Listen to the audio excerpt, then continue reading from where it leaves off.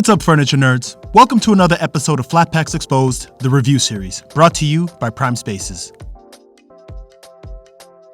Hey, what's going on, furniture nerds? Doing a quick review for this upholstered storage bed that I just put together. And my initial reaction just after assembling it is that this bed is awesome. One of the best features, or my favorite feature, or one of my favorite features on this bed is the button tufting. And the reason being is you can really see the definition of the square stitching.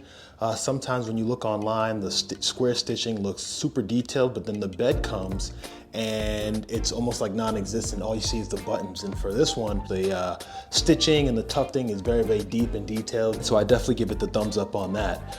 And then also it has four rather large storage units. So if I pull this out, you can see that the storage units are made of a really thick plastic, and then underneath it are metal sort of supports there. So you can put a decent amount of clothes in there and it's going to hold up.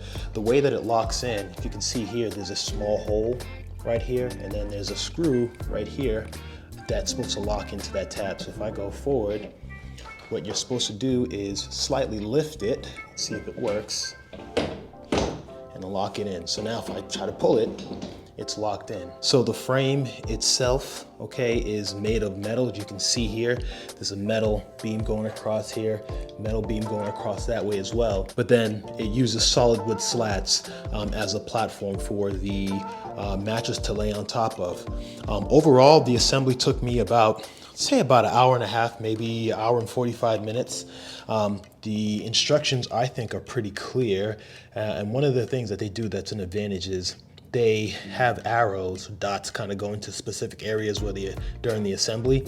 And it shows a blown up version, so it can kind of give you a detailed illustration as to how it's supposed to go. Another thing that I would advise is when you are assembling this bed, if you're limited on space, like if you can see here, this room does not have that much space. So what I did was first to assemble the storage drawers first, and then I did the bed. If I had done the bed first, then it would give me a lot less room to operate to build the drawers. So my advice, build the drawers first, and also, if you can, build it on a work table or some sort of table.